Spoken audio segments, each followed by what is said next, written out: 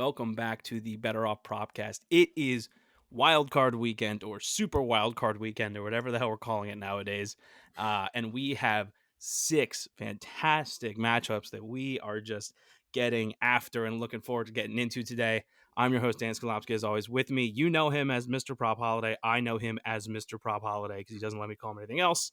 We got Bob with us today. So, Bob, Wild Card Weekend. Right off the, you threw a question at me last week. I'm just throwing one right at you right out the gate. Wild card weekend, biggest upset you're predicting. Biggest upset. I don't think it's too big because outside of one or two games, the spreads aren't too huge. I'm going to take San Fran as the underdog over Dallas as my upset of the weekend. That is the first one. I spent the last probably 3 hours looking into the lines. There is a couple upset opportunities. The other one that comes to mind to me is Las Vegas over Cincinnati. That was kind of debating between the two of them. Anytime you get a first year quarterback in the playoffs, now obviously Burrow's not a first year in the league, but it's his first year in the playoffs. They won the division. They've had a week off essentially. They didn't play last week against Cleveland. All of these things I don't like as a team heading into the playoffs.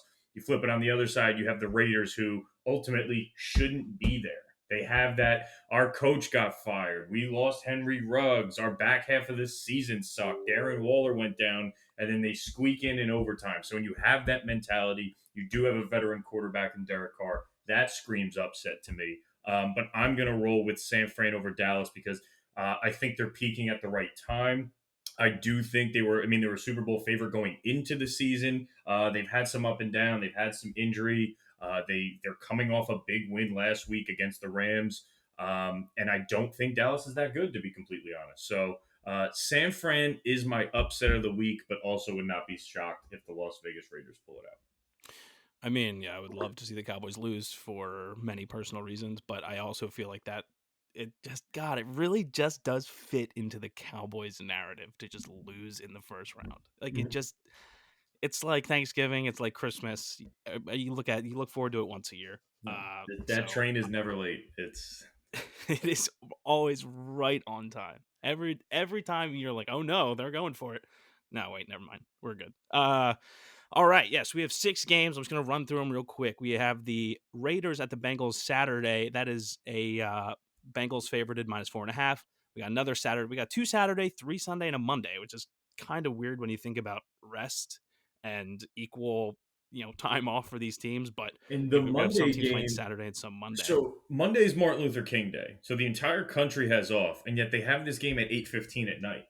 Like, why couldn't we make it? Like, why not just go? Fuck it, it's a 2:30 p.m. start. Everyone stay home on Martin Luther King Day and watch football. That would be cool. But and they could have went 2-2-2 and made it like that, but no, very very odd. So when everyone's getting ready to go back to work on Tuesday night, they're going to throw my favorite team on in a playoff game. But I digress. Yeah. Go ahead. It's really weird. I don't know if this was the case last year or the years before, but the one Monday night wild card game is very strange. So we have the Bengals. These are current lines on FanDuel. It is currently, God, what day is Thursday afternoon, so these could be different. It is -4.5. The Bengals over the Raiders. Bills -4 over the Pats. Bucks -8.5 over the Go Birds. Cowboys -3 over the Niners. Chiefs -12.5 over the Steelers. The miracle. How is Big Ben even alive? He probably didn't even know he got in until like Wednesday afternoon last week. And the Rams -3.5 at the Cardinals. Prop Holidays. Rams -3.5 against the division rival Cardinals. But just to touch on that game for a second, because I know Bob would love to talk about it. So you got the Rams -3.5. Your Rams. I can see the Rams behind you. Big fan. If anybody didn't know, I'm sure you do. So they're saying on a neutral field, they would be a half-point favorite. Mm-hmm. How do you do you feel like that's the case going into this game? Is that how do you think that's spot on? So it depends if you're looking at it through a microscope or a telescope. Historically, the Rams have. Historically, McVay has dominated Cliff Kingsbury. The Arizona Cardinals are still going to be missing DeAndre Hopkins, but they're getting back J.J. Watt, from what I understand. If you look at the Rams, again, they're coming off a devastating loss. They are playing at home, which you think, ooh, home game. Nah, actually, the Cardinals played pretty damn good on the road. They split the series with Arizona this year. Kingsbury gets his first win against McVay. And the Rams secondary is so bad. They signed Eric Weddle off the street.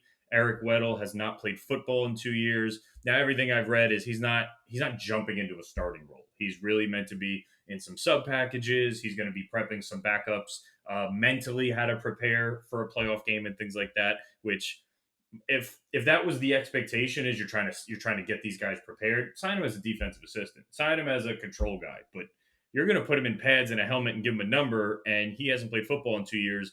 And the last time he did, he didn't look like a football player. So I don't know what to expect. I don't know how big his beard is going to be, which is a huge factor in how well he plays. So these things matter. Half a point. I do think the Rams should win. The only thing that scares me is coming off of last week's loss. Um, but this is why you make all those moves. This is why Stafford, Von Miller, and Odell Beckham are on the team. It's for right now. McVay is a very good coach at preparation, building the moment, framing the scenarios. I think this team is ready for that. Maybe everybody's saying, oh, coming off a loss, maybe that's a good thing. Maybe we just got a gut check before the moment that we're not all that. The Rams are not that team unless they prove it. So this could set up well. But again, Arizona completely fell apart the second half of the season. Injuries still. I mean, I don't think Chase Edmonds is going to play, but James Conner will suit up. So, I mean, the short answer is I don't want to comment on a Rams spread after what I lost last week on the Rams game. But I do think the Rams should win. Spread is a different story. I do think it's going to be higher scoring as well. They already have it at 49.5, which is crazy high. But the Rams secondary does scare me. So some Kyler Murray, Christian Kirk, Zach Ertz, these two guys stand out to me that can potentially have big games. This is why Zach Ertz is brought in for games like this, for moments like this. So if you're targeting plays in that game, I would be all over Christian Kirk, Zach Ertz against a really, really banged up secondary. Yeah, moral of the story is with all these games, moral of the story is we're not going to know until we know. But it is good to get the Rams fan take on the Rams who faltered away a 2 seed and are now going up against a team that they are very familiar with. But anyway, I would have loved to play the Rams as the Eagles, but I'll take my chances with Tom Brady. Last time we played Tom Brady in the playoffs, we don't have to talk about it. All right, so we got a lot of betting to cover, which is great. So we're just going to get into it. We're going to start off with our PropCast Parlay. You know what the PropCast Parlay is. I'm going to give a leg. Bob's going to give a leg. You guys are going to give a leg. But the caveat this week is it's wild card weekend, so we got to mix it up. Bob is going to give a leg from the Saturday slate. I'm going to give a leg from the Sunday slate. And now the viewers, the users, the Twitter followers, you can give any leg from any game. Okay, you can give from any game. I guess that's not one that we pick. I guess you have 4 other games to choose from. It depends on the book we use, whatever. We'll work it out. But all of the other games, like if you want to pick the Monday game to, you want a Saturday, Sunday, Monday thing, you can pick the Monday game. If you really like a line on the Niners Cowboys, you can pick a line on the Niners Cowboys. Just hit us up on Twitter below the tweet. It should be out. It'll be out by the time that this is up. So go over there and drop your best straight play for the weekend. We could throw it on there, and we'll see if we can throw a little bit of extra moolah on it as well. But that is a PropCast parlay. So we're going to go and give our legs first. Prop Holiday is the Saturday leg, so I say that we start with him. He'll be the first game up. What do you got, Bobby? I'm in the Cincinnati Raiders game, and I am on Darren Waller over 20.5 yards for his longest reception. He's hit this in 9 of 11 games this season, including the one versus Cincinnati earlier this year. He saw 9 targets last week in his return, so they were trying to get him the ball, even though he only had 2 catches. I think the Raiders are going to rely on him and Josh Jacobs a lot to keep them in the game. I already mentioned that I do think it's a little bit scary. I love Joe Burrow. If we remember from last week's podcast, I would take him over Justin Herbert. I just think any young quarterback's first time in the playoffs, even at home, can be a little overwhelming.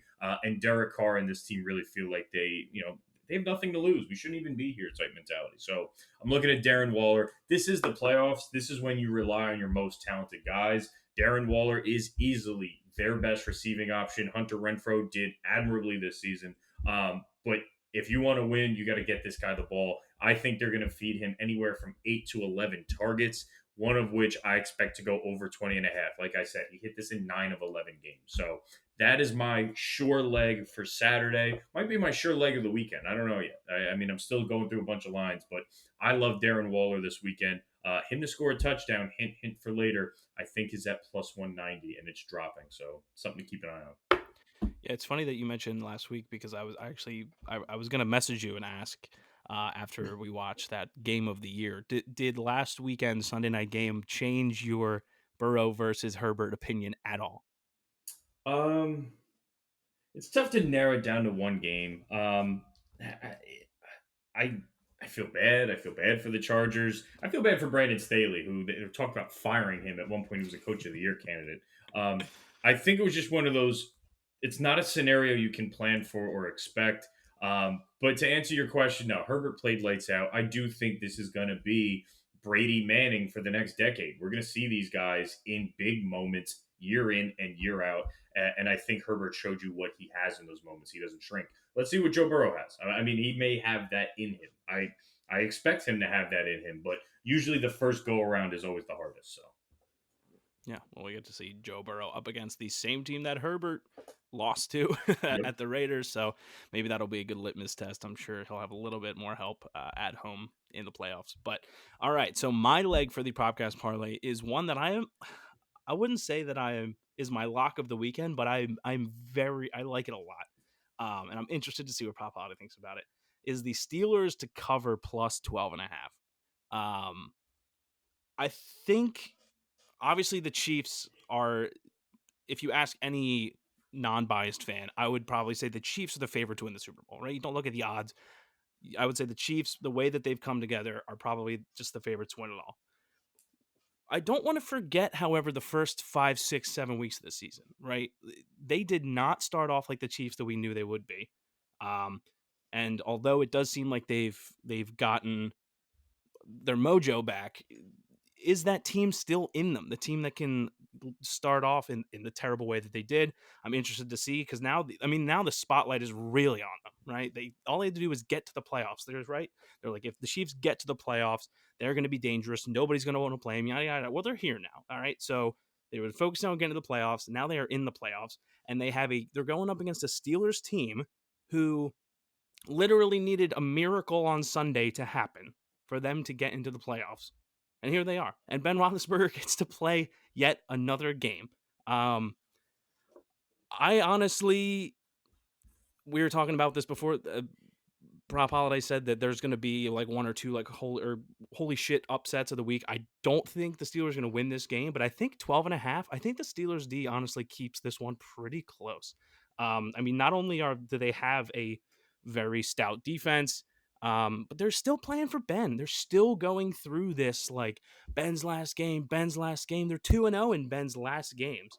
So whether or not they win the game, I think plus 12 and a half. The over under set at 46, which is pretty average, whatever. But I don't know. They have weapons. If Ben can play well, like this is a team that has weapons. Najee Harris, Deontay Johnson, Chase Claypool when he's on. Like if Ben can figure it out and they can route and the whole team can rally around him, I don't see why they couldn't keep this game close. So I'm going to take the Steelers plus 12 and a half.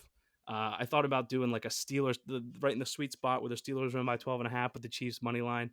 But for the PropCast parlay, I like the Steelers plus 12 and a half, and I'm sure Prop Holiday will touch on that game at some point and what he thinks about what's going down there. But that's what I'm taking. So your third leg is going to be decided by you guys. It's up, tweets up on our Twitter. Go comment on it. Give us your best leg for the weekend, and we will throw them all together, and we will make a hell of a wild card weekend parlay.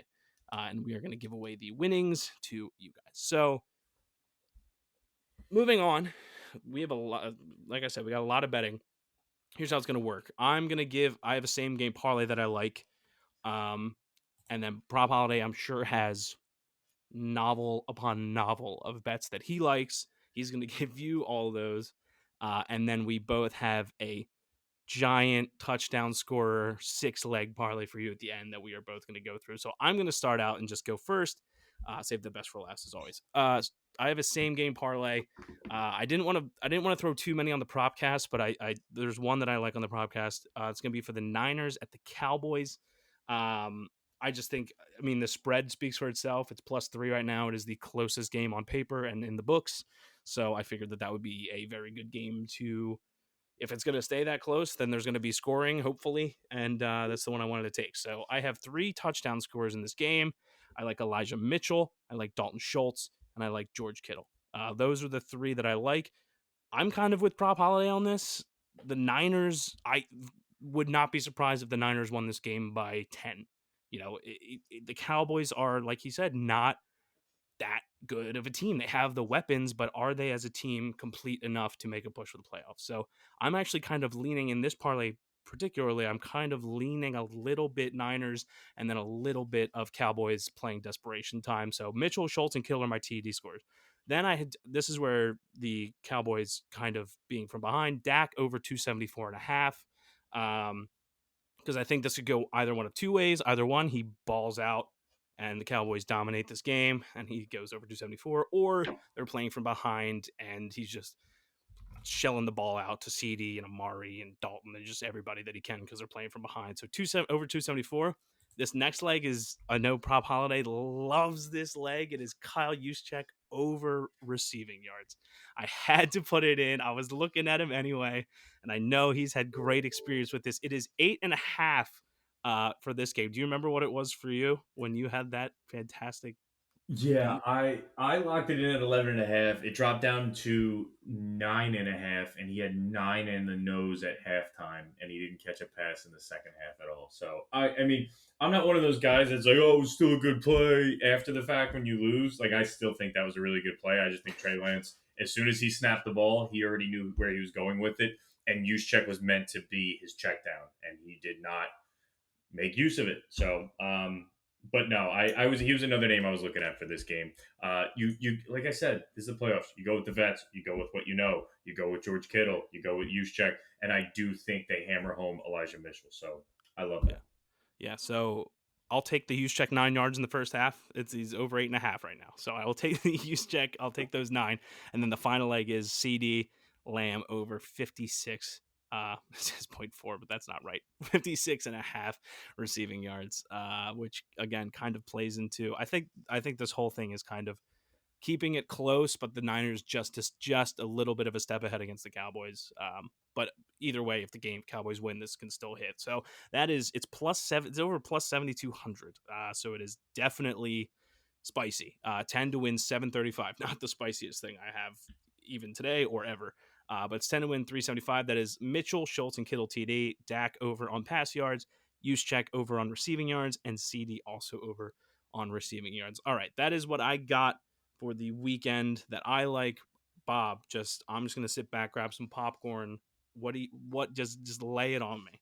So I mean, I went through the whole slate. I'm not gonna go through every single pick because we don't have all day. But I'll go out to a couple things that definitely stand out to me. We already talked about Waller with the longest reception. His receiving yards at 58.5. I do love an over in that scenario. I think he gets, the ball early and often. Another from that matchup, Joe Mixon receiving yards. He has been getting a couple more passes in the passing game, obviously for Cincinnati. I do think they're going to make a conscious effort to take Jamar Chase out of the game. And when you do that, you leave a lot open underneath for Joe Mixon. So his receiving yards are at 18.5. I do think he gets anywhere from 2 to 4 receptions.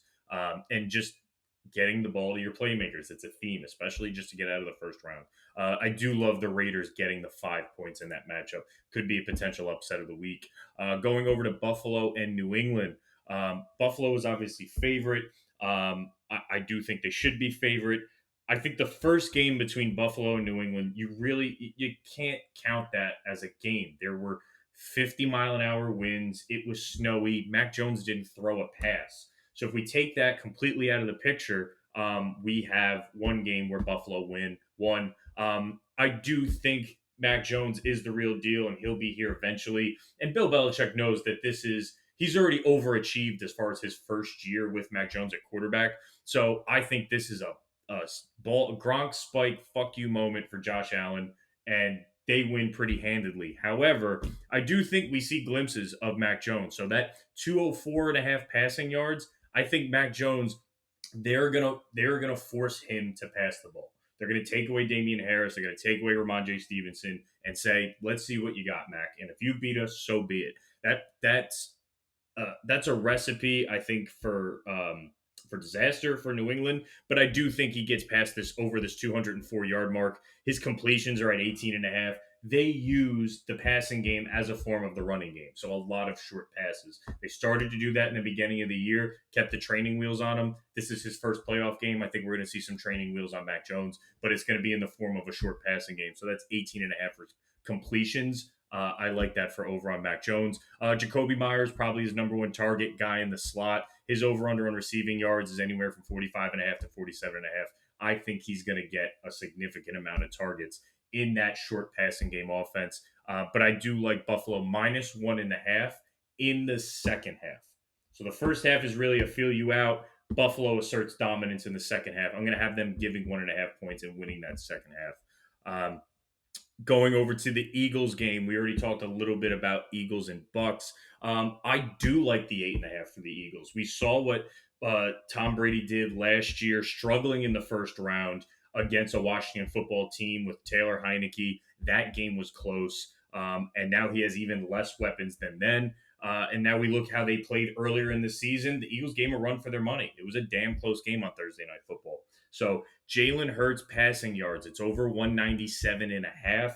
I think they're going to make Jalen Hurts beat them, and I think he can make some plays. So to get this under 200 against what's probably a bottom three secondary in the NFL, I like Jalen Hurts in the passing game. That usually bodes well for one receiver. Well, if they can focus all their attention on Devontae Smith, give me Quez Watkins over 27 and a half receiving yards. It's low. He played well in his first game against Tampa Bay.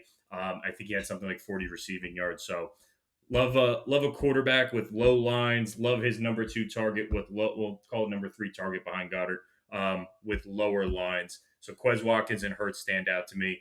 We talked about Dallas. We talked about San Fran. One piece I didn't mention in the beginning of the podcast. Dan Quinn, defensive coordinator for the Dallas Cowboys, former head coach of the Atlanta Falcons when Kyle Shanahan was there. So there is some familiarity there with the defensive schemes. I took a look back 2 years ago to when the Falcons played the Niners. So Dan Quinn head coach, Kyle Shanahan head coach, former colleagues. George Kittle went off. I'm talking 116 receiving yards. I love Kittle this weekend. You already mentioned it. His over-under is only at 48 and a half. Ties into getting the ball to your playmakers. So George Kittle over 48 and a half. I'm taking San Fran with the 3, and I actually think Tony Pollard gets involved. I haven't seen any Tony Pollard lines yet, but him to score a touchdown is plus 140. Very enticing to me. So once we see some Tony Pollard lines, I'd love to see his receiving yards. Probably somewhere between 18 and 22 is my guess. And I think he can have a bigger matchup in the receiving game. Not Philly, Pittsburgh. You already talked about Pittsburgh. You're taking Pittsburgh with the points. I'm taking Pittsburgh total TDs over 1.5. It's minus 152. It's a little bit chalky, but do I think the Steelers score 2 touchdowns, even though they probably lose? Yes. So I will lay the VIG on the Steelers just getting 2 touchdowns. Something to notice for Mahomes, he's played Pittsburgh twice. He's thrown 6 touchdowns and 3 touchdowns and no interceptions both times. So, yes, this defense has a lot of talent, but Mahomes has done well against them. I think TJ Watt tries to live in the backfield, usually gets Mahomes out of the pocket. I haven't seen a rushing yards total on Mahomes yet. My guess, probably 13, 14 and a half. It's something I'd consider throwing in a same game parlay if you can. And then we're on Monday Night Football. It's the Rams. It's the Cardinals. I will make no Rams picks out of just trying not to be a homer. All of my picks are on the Arizona side, and they are positive. So homer free out of it. Zach Ertz, why he was brought in. Christian Kirk, number 1 wide receiver with Hopkins out. I don't know why, but both of their receiving over-unders are 52 and a half. This Rams secondary just signed Eric Weddle off the street. If I feel like if I bet one of the two, it's a hedge. One of them's going over 52 and a half. They both might. And then Arizona's team total is 22.5 points. They've hit this in 4 of 6 games with Kyler Murray under center against the Rams. So something that's hits over 60% of the time. Arizona's team total over 22.5 points. And again, it ties into how poor that secondary's been playing. So that is my full list of plays. They will be available on my Twitter and a bunch of other channels, but you guys are hearing it here first. All right, there you have it. So we are going to we each now have a 6-leg, 1 touchdown score from each game, absolute just lottery ticket that we're going to run through and bet responsibly. I'm putting $5 on this, which is probably still even higher than I probably should, but it's the playoffs, so let's roll with it. So I'm going to go first, and then Bob is going to go. So I'm going to run through these for the interest of time. So we have Raiders at Bengals. I like Jamar Chase plus 100. Patriots at Bills. I like Dawson Knox at plus 240. Eagles at Bucks. I like Jalen Hurts. I know Prop Holiday talked about it earlier before we were even on the podcast. He was saying the fact that Jalen Hurts' line or odds to score a touchdown is higher than Miles Sanders is wild. Miles Sanders was like plus 170 or something, and Hurts was plus 220. Miles Sanders has not scored a TD all year, and Hurts leads the league in quarterback rushing touchdowns. So Hurts at plus 220. I did like that.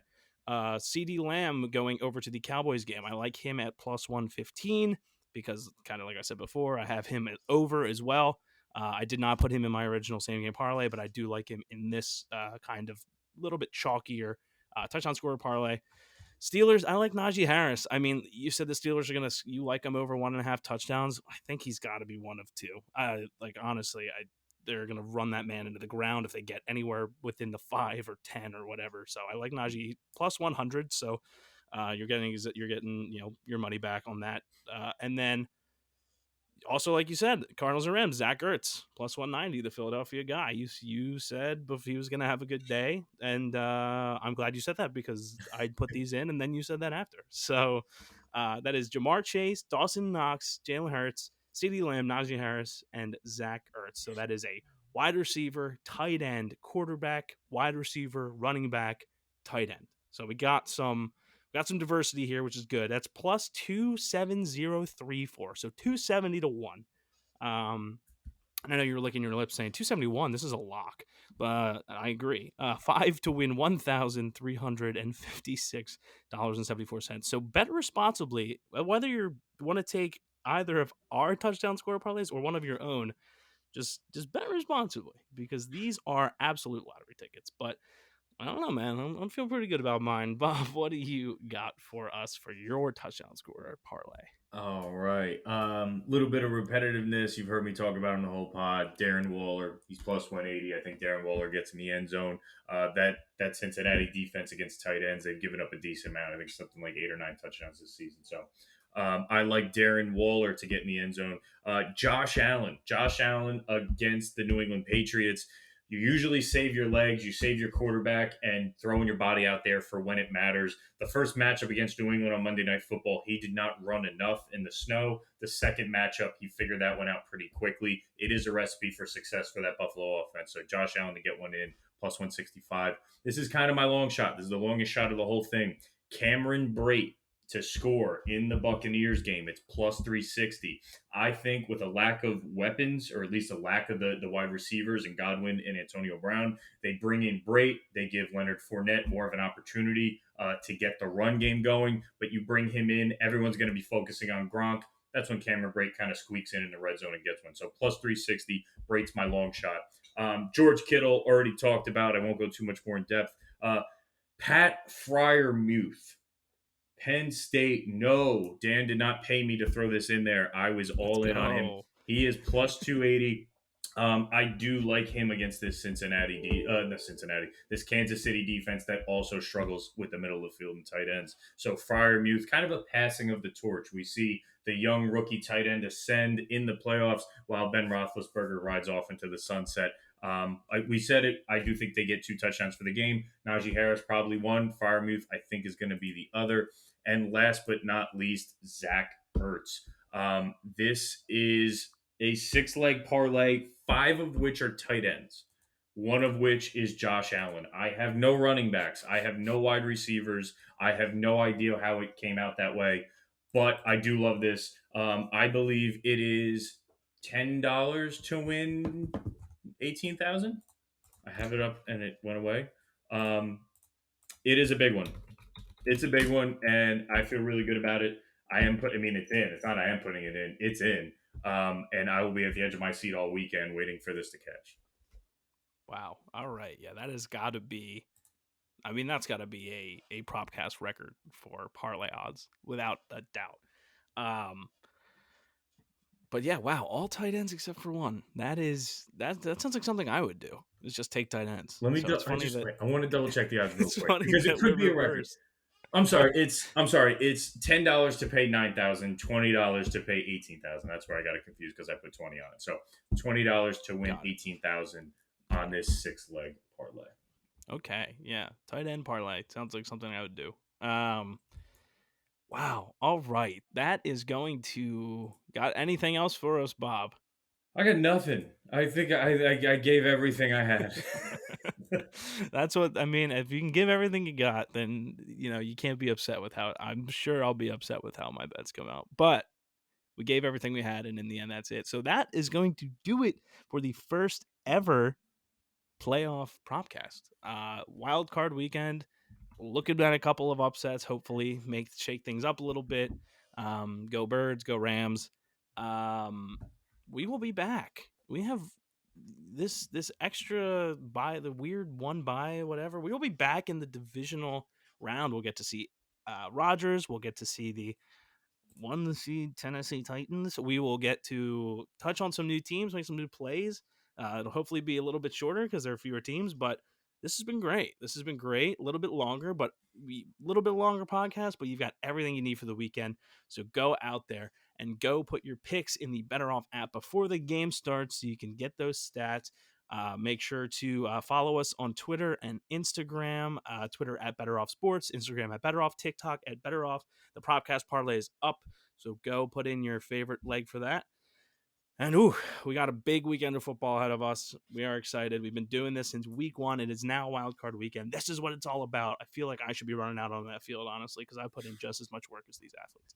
And that's gonna do it for Mr. Bobby Stanley Jr., aka Prop Holiday. I am Dan Skolopski. Happy betting, and we will see you in the divisional round. Best of luck, guys. Take care this week. Take care.